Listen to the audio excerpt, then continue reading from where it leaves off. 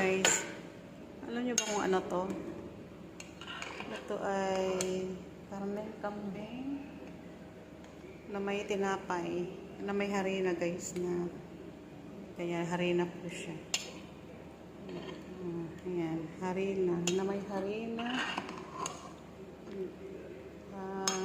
Minamasang harina. Ang sarap nito guys. Hindi kanin ang partner nito. Okay, ay matigas. Ito naman ay gulay. Tapos meron siyang halong kalabasa. Ito ay kalabasa. Grabe, sobrang sarap. Ito karne. Hindi pa ang sarap. Haluin natin para dito nigas niya. Ay.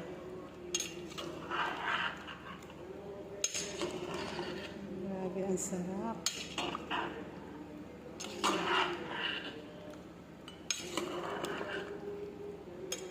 Yung buong karne.